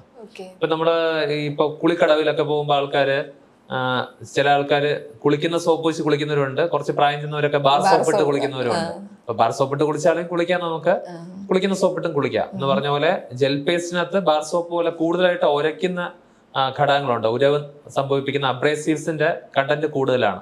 അപ്പൊ അത് നമ്മൾ കൂടുതലായിട്ട് വെളുക്കുന്നതായിട്ട് തോന്നും, പക്ഷെ at the end of the day കൂടുതൽ ഡാമേജ് ഉണ്ടാക്കും ഈ ജെൽ ടൂത്ത് പേസ്റ്റ്. പക്ഷെ ക്രീം ടൂത്ത് പേസ്റ്റ് എന്ന് പറയുമ്പോൾ നമുക്ക് കുറച്ചുകൂടി നമുക്ക് അതിന്റെ pH ഒക്കെ വെച്ച് നോക്കുമ്പോഴത്തേക്കും കുറച്ചുകൂടി അബ്രേസീവിന്റെ കണ്ടന്റ് ഒക്കെ നോക്കുമ്പോൾ ഹെൽത്ത് വൈസ് കുറച്ചുകൂടി നല്ലതാണ്. പിന്നെ നമ്മൾ ഇത് പാക്കറ്റ് നോക്കിക്കഴിഞ്ഞാല് ഇപ്പൊ ഗ്രീൻ ഡോട്ട് നോക്കി അറിയാം, അതെല്ലാം വെജിറ്റേറിയൻ വെഗൻ കണ്ടന്റ്സ് ആണ് കൂടുതലെന്നുണ്ടെങ്കിൽ അതിനകത്ത് ഒരു ഗ്രീൻ ഡോട്ട് ഉണ്ടാവും. അല്ല ഗ്രീൻ ഡോട്ട് ഇല്ലാത്ത ടൂത്ത് പേസ്റ്റ് ആണെന്ന് പറഞ്ഞാൽ അതിനകത്ത് കുറച്ചുകൂടി കെമിക്കൽസ് അല്ലെങ്കിൽ നോൺ വെജ് ആയിട്ടുള്ള കണ്ടന്റ്സും ഒക്കെ തന്നെ കുറച്ചുണ്ടാവും. അപ്പൊ അതിനകത്ത് നമ്മൾ തിരഞ്ഞെടുക്കേണ്ട എപ്പോഴും ഈ ക്രീം രൂപത്തിലുള്ള പേസ്റ്റ് ആണ് കുറച്ച് അഭികാമ്യം എന്ന് പറയുന്നത്.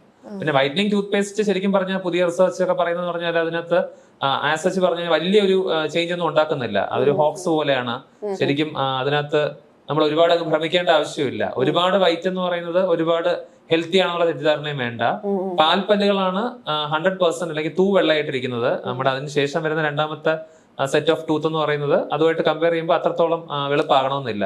അപ്പൊ നിങ്ങൾക്ക് മോണയിൽ നിന്ന് ബ്ലീഡിംഗ് ഒന്നും ഇല്ല, നിങ്ങൾക്ക് ദന്തക്ഷയമില്ല, വായ്നാറ്റവും ഇല്ല, പല്ലിന് പുളിപ്പൊന്നും ഇല്ല എന്ന് പറഞ്ഞിട്ട് അല്പം ഒരു യെല്ലോയിഷ് ടിഞ്ച് എന്ന് പറഞ്ഞാൽ ഇറ്റ് ഈസ് നാച്ചുറൽ അല്ലെങ്കിൽ കംപ്ലീറ്റ്ലി ഹെൽത്തി ആണ് എന്ന് വെച്ചിട്ട് കംപ്ലീറ്റ് ആയിട്ട് ഭയങ്കരമായിട്ട് മഞ്ഞ നിറമായിട്ട് യെല്ലോയുടെ ഒരു വളരെ എക്സ്ട്രീം ആയിട്ടുള്ള യെല്ലോയിലോട്ട് പോയി കഴിഞ്ഞാൽ തീർച്ചയായിട്ടും നമ്മൾ പല്ല് വൃത്തിയാക്കേണ്ടതായിട്ട് വരും. പിന്നെ വൈറ്റനിങ് ചെയ്യണോ വേണ്ടോ എന്നുള്ളത് ഓരോരുത്തരുടെ ഡിസ്ക്രിപ്ഷൻ ആണ്. വൈറ്റനിങ് ഒരു കോസ്മെറ്റിക് ഒരു ട്രീറ്റ്മെന്റിന്റെ ഭാഗമായിട്ട് വരുന്നതാണ്. അപ്പൊ നമ്മളിപ്പോ ബ്രൈഡൽ മേക്കപ്പ് ഒക്കെ ചെയ്യുന്ന സമയത്ത് നമ്മുടെ ബാക്കി എല്ലാ ഭാഗവും നന്നാക്കി കഴിഞ്ഞു, അപ്പൊ ഇനി എന്തെങ്കിലും ചെയ്യാന്ന് വെക്കുമ്പോൾ നമുക്ക് പല്ലിനകത്തിന് എന്ത് ചെയ്യാൻ പറ്റും എന്നുള്ളത് നോക്കുമ്പോൾ തീർച്ചയായിട്ടും നമുക്ക് വൈറ്റനിങ്ങിലോട്ട് പോവാം. വൈറ്റനിങ് തന്നെ ഒരുപാട് പ്ലസും ഉണ്ട് മൈനസും ഉണ്ട്. അതിനകത്ത് ഒരുപാട് വൈറ്റനിങ് ചെയ്യുമ്പോഴത്തേക്കും അതിന്റെ ഭാഗമായിട്ട് ഒരു 1.5 മാസം വരെയൊക്കെ നീണ്ടു നിൽക്കുന്ന തരത്തിലുള്ള ചെറിയ തോതിലുള്ള സെൻസിറ്റിവിറ്റിക്കുള്ള ചാൻസ് ഉണ്ട്. പക്ഷെ നമുക്ക് അതിനെ കവറപ്പ് ചെയ്തെടുക്കാൻ പറ്റും. അതിന് കോട്ടിംഗ് ആയിട്ട് നമ്മൾ ഇപ്പോ GC ടൂത്ത് മൂസ് പോലെയുള്ള ചില റീമിനറലൈസിംഗ് ആയിട്ടുള്ള ക്രീംസ് കൊടുക്കാറുണ്ട് അതിനുശേഷം യൂസ് ചെയ്യാനായിട്ട്. ഇപ്പൊ കെമിക്കൽ എന്ന് പറയുന്നത് നമ്മുടെ വൈറ്റനിങ്ങിന് വേണ്ടി യൂസ് ചെയ്യുന്ന കെമിക്കൽ എന്ന് പറയുന്നത് ബേസിക്കലി കാർബമൈഡ് പെറോക്സൈഡ് അല്ലെങ്കിൽ ഹൈഡ്രജൻ പെറോക്സൈഡ് തന്നെയാണ്. അപ്പൊ ചെറിയ തോതിൽ അവിടെ ബ്ലീച്ചിങ് ആണ് സംഭവിക്കുന്നത്. ഇപ്പൊ അതിനേക്കാളും കുറച്ചുകൂടി ഈ പെറോക്സൈഡ് ഇല്ലാത്ത തരത്തിലുള്ള ഗോൾഡ് നാനോ പാർട്ടിക്കിൾസ് അടങ്ങിയിട്ടുള്ള പെറോക്സൈഡ് ഫ്രീ ബ്ലീച്ചിങ് എന്നുള്ള ടെക്നിക്കും ഉണ്ട്. പക്ഷെ പെറോക്സൈഡ് ഫ്രീ ബ്ലീച്ചിങ് ആകുമ്പോഴത്തേക്ക് സെൻസിറ്റിവിറ്റി നന്നായിട്ട് കുറഞ്ഞിരിക്കും. പക്ഷെ ഇപ്പൊ നേരത്തെ പറഞ്ഞതുപോലെ അത്രത്തോളം ക്യാച്ചി ആയിട്ടുള്ള ഒരു വൈറ്റ് ഗോൾഡ് ബ്ലീച്ചിങ് കിട്ടില്ല. പക്ഷെ ഒരു ഡീസന്റ് ലെവൽ ഓഫ് വൈറ്റ്നസ് അവിടെയും കിട്ടും എന്നുള്ളതാണ്. ഇപ്പൊ ടൂത്ത് പേസ്റ്റിന് ഏറ്റവും നല്ലതെന്ന് പറഞ്ഞാൽ നമ്മളിപ്പോ ഒരു പ്രോബ്ലം ഇല്ലെങ്കിൽ ക്രീം ടൂത്ത് പേസ്റ്റ് സെലക്ട് ചെയ്യാം. പിന്നെ പർട്ടിക്കുലർ ആയിട്ട് എന്തെങ്കിലും നിങ്ങൾക്ക് നേരത്തെ പറഞ്ഞ പോലെ ഇപ്പൊ ബ്ലീഡിംഗ് ഉണ്ടെന്നുണ്ടെങ്കിൽ നമ്മൾ ചിലപ്പോൾ കുറച്ച് നാളത്തേക്ക് ഒരു ബ്ലീഡിംഗ് കുറയ്ക്കുന്ന തരത്തിലുള്ള ടൂത്ത് പേസ്റ്റ് റെക്കമെൻഡ് ചെയ്യുന്നുണ്ടാവും. അല്ലെങ്കിൽ ബാഡ് ബ്രെത്ത് ഉണ്ടെന്നുണ്ടെങ്കിൽ അപ്പൊ അതിന് കറസ്പോണ്ടിങ് ആയിട്ടുള്ള ഇപ്പൊ ചില ഇൻഡിക്കേഷൻസ് ഇപ്പൊ മൗത്ത് വാഷസും ഉണ്ട്. അതൊരു പറയേണ്ട ഒരു കാര്യമാണ്. പലപ്പോഴും ആൾക്കാർ മൗത്ത് വാഷ് ആവശ്യത്തിനും അനാവശ്യത്തിനും ഉപയോഗിക്കാറുണ്ട്. മൗത്ത് വാഷ് എന്ന് പറഞ്ഞാലും അതൊരു മരുന്ന് തന്നെയാണ് അല്ലെങ്കിൽ കെമിക്കൽ തന്നെയാണ്. അപ്പൊ ശരിക്കും പറഞ്ഞാൽ മൗത്ത് വാഷ് യൂസ് ചെയ്യേണ്ട ആവശ്യമില്ല. ഒരു പ്രോബ്ലം ഇല്ലെങ്കിൽ മൗത്ത് വാഷ് യൂസ് ചെയ്യേണ്ട ആവശ്യമില്ല, യൂസ് ചെയ്യേണ്ട ആവശ്യമില്ല. പിന്നെ എല്ലാ മൗത്ത് വാഷും ഒന്നുമല്ല. നമ്മൾ പെട്ടെന്ന് സൂപ്പർ മാർക്കറ്റിൽ നിന്ന് എടുക്കുന്ന ഒരു ബ്രാൻഡ് എന്ന് പറയുന്നത് അല്ലെങ്കിൽ കൂടുതലായിട്ട് കാണപ്പെടുന്ന ഒരു ബ്രാൻഡ് എന്ന് പറയുന്നത് അതിനകത്ത് ആൽക്കഹോൾ കൂടുതൽ അടങ്ങിയിട്ടുള്ള ഒരെണ്ണം ആയിരിക്കാം. അപ്പൊ എപ്പോഴും നമ്മളൊരു മൗത്ത് വാഷ് സെലക്ട് ചെയ്യുമ്പോൾ നോക്കേണ്ടതെന്ന് പറഞ്ഞാൽ 2 കാര്യങ്ങളാണ്. ഒന്ന് ഷുഗർ ഫ്രീ ആയിരിക്കണം, അത് ആൽക്കഹോൾ ഫ്രീ ആയിരിക്കണം. എന്തിനാണ് മൗത്ത് വാഷ് ആൾക്കാർ കൂടുതൽ എടുക്കുന്നത്? ഒന്ന് മിക്കവാറും കേസിൽ ബാഡ് ബ്രെത്ത് ഒന്ന് മാറിയിട്ട് വായ ഒന്ന് ഫ്രഷ് ആവാനായിരിക്കും. ബാഡ് ബ്രെത്തിന്റെ പ്രധാനപ്പെട്ട കാരണങ്ങളിൽ ഒന്നാണ് വായിലുണ്ടാവുന്ന ഡ്രൈനെസ് അല്ലെങ്കിൽ നിർജ്ജലീകരണം എന്ന് പറയുന്നത്. വായിലുള്ള ഈർപ്പക്കുറവാണ് അല്ലെങ്കിൽ വായ ഡ്രൈ ആകുമ്പോഴാണ് കൂടുതലായിട്ട് സ്മെല്ല് ഫീൽ ചെയ്യുന്നത്. അപ്പൊ നമ്മൾ ഓൾറെഡി ആൽക്കഹോൾ കണ്ടന്റ് ഉള്ള ഒരു മൗത്ത് വാഷ് യൂസ് ചെയ്ത് കഴിഞ്ഞാൽ ശരിക്കും ആ ഡ്രൈനെസ് കൂടിയിട്ട് വായുനാറ്റം കൂടത്തേ ഉള്ളൂ. അപ്പം ശരിക്കും നമ്മൾ യൂസ് ചെയ്യേണ്ടതെന്ന് പറഞ്ഞാൽ ആൽക്കഹോൾ ഇല്ലാത്ത ഷുഗർ ഇല്ലാത്ത മൗത്ത് വാഷ് ആണ് യൂസ് ചെയ്യേണ്ടത്. അപ്പൊ അതിൽ തന്നെ വായുനാറ്റത്തിന് വേണ്ടി പ്രത്യേകമായിട്ട് ചില മൗത്ത് വാഷുകളും പറയാറുണ്ട്. ടീ ഫ്ലേവർ അടങ്ങിയിട്ടുള്ള മൗത്ത് വാഷ് ഒക്കെ ഉണ്ട്. അപ്പൊ അതിൽ ചില പ്രത്യേക ആൽക്കനോയിഡ്സ് ഒക്കെ തന്നെ ഉണ്ട്. അപ്പൊ അത് ഈ ബാഡ് ബ്രെത്ത് കുറയ്ക്കുമെന്നൊക്കെ പഠനങ്ങൾ സൂചിപ്പിക്കുന്നുണ്ട്. അപ്പൊ തീർച്ചയായിട്ടും നമുക്കൊരു ഓവർ ദ കൗണ്ടർ ആയിട്ട് മൗത്ത് വാഷ് യൂസ് ചെയ്യേണ്ട ആവശ്യമില്ല. ഡോക്ടർ നിർദ്ദേശിക്കുന്നുണ്ടെങ്കിൽ ആ നിർദ്ദിഷ്ട കാലത്തേക്ക് മാത്രം നമുക്ക് വേണമെങ്കിൽ ഉപയോഗിക്കാം. പിന്നെ ക്ലോറക്സിൻ മൗത്ത് വാഷ് ഒരുപാട് ഉപയോഗിച്ച് കഴിഞ്ഞാലും നമുക്ക് അതിന്റെ ഫലമായിട്ട് ചെറുതായിട്ട് ബ്രൗൺ സ്റ്റെയിൻസ് ഒക്കെ വരാനുള്ള സാധ്യതയുണ്ട്. അല്ലെങ്കിൽ നമ്മുടെ നാവിലെ ടേസ്റ്റ് ബഡ്സ് ഒക്കെ കുറച്ച് അതിന്റെ ടേസ്റ്റിന്റെ വ്യത്യാസമൊക്കെ വരാനുള്ള ചാൻസ് ഉണ്ട്. അപ്പൊ സ്ഥിരമായിട്ട് അത് യൂസ് ചെയ്യേണ്ട ആവശ്യം തന്നെ ഇല്ല. അപ്പൊ ചില കേസുകളിൽ ചില പേഷ്യൻസിനോട് നമ്മളിപ്പോ അത് അവരുടെ ഓറൽ കണ്ടീഷൻ ഒന്ന് ഇവാലുവേറ്റ് ചെയ്തിട്ട് കുറച്ച് നാളത്തേക്ക് യൂസ് ചെയ്യാൻ നിർദ്ദേശിക്കുന്നുണ്ടാവും. അത് ആ സമയത്തേക്ക് യൂസ് ചെയ്തിട്ട് നിർത്താം. പിന്നെ വായിൽ ഇപ്പൊ കമ്പി ഇടുന്ന കുട്ടികളൊക്കെ ആണെന്നുണ്ടെങ്കിൽ അവർക്ക് ഈ പറഞ്ഞ പോലെ അവിടെ ഒരു ചെറിയ തോതിൽ റീമിനറലൈസേഷൻ നടക്കുന്നുണ്ട്, ഡീമിനറലൈസേഷൻ നടക്കുന്നുണ്ട്. അപ്പൊ അവിടെ ആ ധാതുക്കളൊക്കെ തിരിച്ചു കൊണ്ടുവരാൻ വേണ്ടിയിട്ട് അവർക്ക് നോർമലി നമ്മൾ എത്ര പറഞ്ഞാലും നമ്മുടെ കമ്പി ഇല്ലാത്ത അവസ്ഥയിൽ ബ്രഷ് ചെയ്യുന്ന പോലെ അത്രയും 100% പെർഫെക്റ്റ് ആയിട്ട് ബ്രഷ് ചെയ്യണമെന്ന് സാധിക്കണമെന്നില്ല. അപ്പൊ അതുകൊണ്ട് അവിടെ റീമിനറലൈസേഷൻ നടക്കാൻ വേണ്ടിയിട്ട് റീമിനറലൈസിങ്ങിന് കപ്പാസിറ്റി ഉള്ള തരത്തിലുള്ള പ്രത്യേക തരത്തിലുള്ള മൗത്ത് വാഷസ് ഉണ്ട്. അതിൽ ഫ്ലൂറൈഡിന്റെ എമൗണ്ട് ഒക്കെ കുറച്ച് കൂടുതലായിരിക്കും. അത് കമ്പി ഇടുന്ന സമയത്ത് ആ കമ്പി അഴിക്കുന്ന വരെയുള്ള ഇടവേളകളിൽ അധികം ദന്തക്ഷയമൊന്നും വരാതിരിക്കാൻ വേണ്ടിയിട്ട് ഒരു പ്രൊട്ടക്ഷൻ ഉള്ള രീതിയിലാണ്. അവരാണെങ്കിൽ തന്നെയും എല്ലാ ദിവസവും ഉപയോഗിക്കേണ്ട ആവശ്യമില്ല. അറ്റ്ലീസ്റ്റ് വീക്ക്ലി വൺസ് ഒക്കെ നമുക്ക് ആ ഒരു മൗത്ത് വാഷ് യൂസ് ചെയ്ത് പോവാം ഈ കമ്പി ഇളക്കുന്നത് വരെ. അല്ലാതെ നമ്മൾ റെഗുലർ ആയിട്ട് ലോങ് ടേം ഒരു മൗത്ത് വാഷ് ഉപയോഗിക്കേണ്ട ആവശ്യം തന്നെ ഇല്ല. ഡോക്ടർ, ഒരു കാര്യം ഞാൻ ചോദിച്ചോട്ടെ, ഇപ്പൊ ഈ ബാഡ് ബ്രീത്തിന്റെ കാര്യം ഞാൻ വായുനാറ്റം എന്തുകൊണ്ടുണ്ടാകുന്നത്? വായുനാറ്റം പേര് സൂചിപ്പിക്കുന്ന പോലെ വായിലെ മാത്രം നാറ്റമല്ല. ആക്ച്വലി 80% കേസുകളിൽ അത് വായിലെ പ്രശ്നങ്ങൾ കൊണ്ട് തന്നെ ആയിരിക്കും. നമ്മളിപ്പോൾ ട്രീറ്റ് ചെയ്യാതെ വെച്ചിരിക്കുന്ന മോണരോഗം കാരണമോ അല്ലെങ്കിൽ ഒരു ദന്തക്ഷയം വന്നിട്ട് അത് വലിയൊരു കേടായിട്ട് അതിൽ ഭക്ഷണാവശിഷ്ടങ്ങൾ തങ്ങി നിന്നിട്ട് അത് ഉണ്ടാക്കുന്ന സ്രവങ്ങൾ കാരണമോ അല്ലെങ്കിൽ നാവിൽ ഞാൻ നേരത്തെ പറഞ്ഞ പോലെ നാവിലുള്ളൊരു കോട്ടിംഗ് ഉണ്ട്. ഇപ്പം നമ്മൾ ഒരുപാട് വെള്ളം കുടിക്കാതിരിക്കുമ്പോഴൊക്കെ നിർജ്ജലീകരണം സംഭവിച്ചിട്ട് നാവിൽ കോട്ടിംഗ് സംഭവിക്കാം, അങ്ങനെ ഉണ്ടാവാറുണ്ട്. അപ്പോൾ ശരിക്കും പറഞ്ഞാൽ 2 രീതിയിലുള്ള വായുനാറ്റമുണ്ട്. ഒന്ന് ഫിസിയോളജിക്കൽ എന്ന് പറയും, നമുക്കൊക്കെ രാവിലെ എഴുന്നേൽക്കുമ്പോൾ ചെറുതായിട്ട് ഒരു സ്ലൈറ്റ് ബാഡ് ബ്രത്ത് തോന്നാറുണ്ട് ബ്രഷ് ചെയ്യുന്നത് വരെ. പിന്നെ ചിലതായിട്ട് ഫാസ്റ്റ് ചെയ്യുന്ന സമയത്താണെന്നുണ്ടെങ്കിൽ കീറ്റോൺ പൊടി സമിതമായിട്ടുണ്ടാവും. പിന്നെ ചില പ്രത്യേക ഫുഡ് കഴിച്ചു കഴിഞ്ഞാൽ ഇപ്പോൾ ഉള്ളിയോ വെളുത്തുള്ളിയോ പോലെയുള്ള അല്ലെങ്കിൽ പനീർ പോലെയുള്ള, അപ്പോൾ അതിലൊക്കെ തന്നെ സൾഫർ അടങ്ങിയിട്ടുണ്ട്. ഇപ്പോൾ ചിലപ്പോൾ ഹോർമോണൽ വ്യതിയാനങ്ങളുടെ സംഭവത്തിലൊക്കെ ചില ദിവസങ്ങളിലൊക്കെ തന്നെ ചിലപ്പോഴൊക്കെ നമുക്ക് ഈ ഒരു ഫിസിയോളജിക്കലായിട്ടുള്ള ബാഡ് ബ്രത്ത് അനുഭവപ്പെടാറുണ്ട്. പത്തോളജിക്കൽ എന്ന് പറഞ്ഞാൽ എന്തെങ്കിലും ഒരു രോഗത്തിന്റെ കാരണം കൊണ്ടായിട്ടായിരിക്കും. ആ പത്തോളജിക്കലിൽ 2 തരത്തിലുണ്ട്, ഓറലും ഉണ്ട്, എക്സ്ട്രാ ഓറലും ഉണ്ട്. ഓറൽ എന്ന് പറഞ്ഞാൽ ഈ പറഞ്ഞ പോലെ വായിലെ കാരണങ്ങളാണ് പ്രധാനമായിട്ടുള്ളത്. 80% കേസുകളിലും അത് പല്ലിനോടോ അനുബന്ധിച്ചുള്ള കാരണങ്ങൾ കൊണ്ട് തന്നെ ആയിരിക്കും. ബാക്കിയുള്ള 20% കേസുകളിലെന്ന് പറഞ്ഞാൽ 15% കേസുകളിൽ അത് മറ്റ് ഭാഗത്തുള്ള അസുഖങ്ങൾ കാരണം, ഇപ്പോൾ ശ്വാസകോശ സംബന്ധമായിട്ടോ അല്ലെങ്കിൽ ENT സംബന്ധമായിട്ടോ മൂക്കിന്റെ പാലത്തിന് വളവുണ്ടാവുക, മൂക്കിന് ദശാവളർച്ച ഉണ്ടാവുക, അല്ലെങ്കിൽ സൈനസൈറ്റിസ് ഉണ്ടാവുക, അല്ലെങ്കിൽ നമുക്ക് ഗ്യാസ്ട്രിക് പ്രോബ്ലം ഉണ്ടാവുക, പുളിച്ചു തേട്ടൽ ഉണ്ടാവുക. അതെ. പിന്നെ ചില പ്രത്യേക അസുഖങ്ങൾക്ക് ഒരു പ്രത്യേക ഗന്ധം തന്നെ, ഇപ്പൊ ഡയബറ്റിക് പേഷ്യൻ്റ് ആണെന്നുണ്ടെങ്കിൽ ഒരു പഴം ചീഞ്ഞളിഞ്ഞ പോലെയുള്ള ഒരു ഗന്ധം അനുഭവപ്പെടുക. ഇപ്പോൾ കിഡ്നി ഡിസീസ് ഉള്ള ആൾക്കാരാണെന്നുണ്ടെങ്കിൽ ചെറുതായിട്ടൊരു മത്സ്യത്തിന്റെ ഗന്ധം ഫിഷി സ്മെൽ അനുഭവപ്പെടുക ഒക്കെ തന്നെ. അപ്പോൾ എക്സ്ട്രാ ഓറൽ ഡിസീസുമായിട്ട് ബന്ധമുണ്ട്. പിന്നെ ഒരു ചുരുക്കം ചില ആൾക്കാരിൽ സ്യൂഡോ ഹാലിറ്റോസ് എന്ന് പറയും, അതായത് പണ്ടപ്പോഴും ഒരു വായനാറ്റം ഉണ്ടായിരുന്നിരിക്കും, പക്ഷേ ഇത് പിന്നെയും ഉണ്ടെന്നുള്ള വികലമായിട്ടുള്ള ധാരണ വെച്ച് പുലർത്തുന്ന ആൾക്കാരുണ്ട്.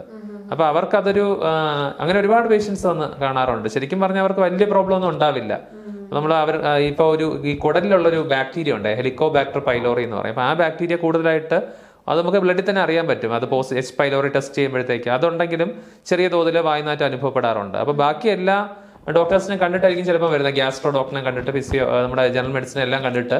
അപ്പോൾ ശരിക്കും പറഞ്ഞാൽ വലിയ പ്രോബ്ലം ഉണ്ടാവില്ല. പക്ഷെ ഇത് തന്നെ എനിക്ക് തന്നെ അറിയാം ഒരു പേഷ്യന്റിനെ, അയാൾ വിവാഹമൊന്നും കഴിച്ചിട്ടില്ല ഈ ഒരു കാരണം കൊണ്ട്. അയാളൊരു അധ്യാപകനാണ്, പക്ഷേ ഇത് തന്നെയാണ് അയാൾ സദാസമയവും. അപ്പോൾ അയാൾ പറഞ്ഞാൽ എനിക്കൊരു കത്തൊക്കെ എഴുതിയിട്ടുണ്ട് മുമ്പ് അയാൾ, അതായത് എനിക്ക് ക്ലാസ്സിൽ പോലും ശ്രദ്ധ കൊടുക്കാൻ പറ്റുന്നില്ല, അതായത് ഊണിലും ഉറക്കത്തിലൊക്കെ രാവിലെ എഴുന്നേക്കം തൊട്ട് പുള്ളി ഇങ്ങനെ കയ്യിലോട്ട് ഇങ്ങനെ ഊതിയിട്ട് ഇങ്ങനെ മണപ്പിച്ച് നോക്കുകയാണ്. ശരിക്കും പറഞ്ഞാൽ അദ്ദേഹത്തിന് വലിയ പ്രശ്നമൊന്നുമില്ല, പക്ഷെ പുള്ളിക്ക് അത് ചിന്താഗതിയാണ് മാറേണ്ടത്. അപ്പൊ അതിനെ ഇപ്പൊ ശരിക്കും പറഞ്ഞാൽ ഡെല്യൂഷണൽ ഹാലിറ്റോസിസ് എന്ന് പറയാം, അല്ലെങ്കിൽ ഹാലിറ്റോഫോബിയ. അതൊരു സൈക്കോസൊമാറ്റിക് ഡിസോർഡറിന്റെ ഗണത്തിലാണ് പെടുത്തിയിരിക്കുന്നത്. അതിന് നല്ലൊരു കൗൺസിലിംഗ് കൊടുക്കുക എന്നുള്ളതാണ്. അത് ശരിക്കും പറഞ്ഞാൽ അവിടെ വായുനാറ്റമൊന്നുമില്ല, വായുനാറ്റം ഉണ്ടെന്നുള്ള വികലമായിട്ടുള്ള ഒരു മിഥ്യാധാരണയാണ്. അതിനെയാണ് സ്യൂഡോ ഹാലിറ്റോസിസ് അല്ലെങ്കിൽ ഹാലിറ്റോഫോബിയ എന്നും പറയും. അതായത് നമുക്ക് ശരിക്കും കാണണമെന്നില്ല. അപ്പൊ അത് ഉണ്ടോന്ന് സിമ്പിൾ ആയിട്ട് അറിയാമെന്ന് പറഞ്ഞാൽ ഈ ബ്ലോയിങ് ടെസ്റ്റ് തന്നെ പറയുന്നത്, ഈ നമ്മുടെ കൈത്തണ്ടയിലോട്ടൊന്ന് ഊതിയിട്ട് അല്ലെങ്കിൽ ഒരു സ്പൂൺ എടുത്തിട്ട് നാവിന്റെ ഏറ്റവും പുറകിൽ നിന്ന് ഒന്ന് വടിച്ചിട്ട് നമുക്കൊരു 1 മിനിറ്റ് ഒന്ന് വെയിറ്റ് ചെയ്തിട്ടൊന്ന് സ്മെല്ല് ചെയ്ത് നോക്കുമ്പോൾ ശരിക്കും പറഞ്ഞാൽ നമുക്കൊരു ബാഡ് ബ്രത്ത് തോന്നുന്നുണ്ടെങ്കിൽ അത് ചിലപ്പോൾ ഒറിജിനൽ ആയിരിക്കും. അത് ഒരു കൺഫർമേറ്ററി ടെസ്റ്റ് അല്ല, ഒരു ഇനിഷ്യലി ചെയ്യാൻ പറ്റുന്ന ടെസ്റ്റാണ്. കൺഫർമേറ്ററി ടെസ്റ്റ് ചെയ്യണമെങ്കിൽ നമ്മൾ അതിനുള്ള ശരിക്കും പറഞ്ഞാൽ VSC എന്ന് പറയും, വോളറ്റൈൽ സൾഫർ കോമ്പൗണ്ട്സ് എന്ന് പറയും, അസ്ഥിര ജൈവ സംയുക്തങ്ങൾ എന്ന് പറയും. നമ്മൾ ശരിക്കും ഈ തൊണ്ടൊക്കെ അഴുകുമ്പോൾ ഉണ്ടാകുന്ന സ്മെല്ലുണ്ടല്ലോ, അതിനകത്തല്ല ഹൈഡ്രജൻ സൾഫൈഡ് അല്ലെങ്കിൽ മീഥൈൽ മെർക്യാപ്റ്റൻ എന്നൊക്കെ പറഞ്ഞിട്ടുള്ള വാതകങ്ങളുണ്ട്. അപ്പൊ അത് തന്നെയാണ് ഇവിടെ സംഭവിക്കുന്നത്. അപ്പൊ അത് കണ്ടുപിടിക്കാനായിട്ട് ചില ഈ ഗ്യാസ് കണ്ടുപിടിക്കുന്ന ടെസ്റ്റുകളുണ്ട്. അത് ഇച്ചിരി കോസ്റ്റ്ലിയാണ് നമ്മളത് നോക്കുന്നത്. പക്ഷെ സിമ്പിളായിട്ട് പറഞ്ഞു കഴിഞ്ഞാൽ നമുക്ക് അങ്ങനെ തോന്നുന്നുണ്ടെങ്കിൽ, അങ്ങനെ ഒരു സ്മെല്ല് തോന്നുന്നുണ്ടെങ്കിൽ അതുണ്ടാവും. അതിന്റെ കാരണം കണ്ടെത്തിയാൽ മാത്രമേ കറക്റ്റായിട്ട് ശമനം ഉണ്ടാവുള്ളൂ. ഇപ്പൊ 5 ചോദിച്ച പോലെ അത് വായിലെ പ്രശ്നമാണെങ്കിൽ അത് പരിഹരിച്ചെടുക്കണം. ഇനി അത് ഗ്യാസ്ട്രിക് പ്രോബ്ലം ആണെങ്കിൽ ഗ്യാസ്ട്രോ ഡോക്ടറിനെ കാണിക്കണം, ഡെന്റിസ്റ്റിനെ കാണിച്ചിട്ട് കാര്യമില്ല. അപ്പൊ എന്ത് കാരണം കൊണ്ടാണെന്നുള്ളത് കണ്ടെത്തിയിട്ടാണ് അതിന് ട്രീറ്റ്മെന്റ് എടുക്കേണ്ടത്. പക്ഷെ മറ്റേ ലാസ്റ്റ് പറഞ്ഞ ഗണത്തിലുള്ളവരെ കുറച്ച് കൺവിൻസ് ചെയ്തെടുക്കാൻ പാടാണ്. അപ്പൊ അവരൊന്ന് നന്നായിട്ട് ഇടയ്ക്കിടയ്ക്ക് കൗൺസിലിംഗ് കൊടുത്ത് കൊണ്ടുവരിക എന്നുള്ളതാണ് അതിലൊരു ട്രീറ്റ്മെന്റ് എന്ന് പറയുന്നത്.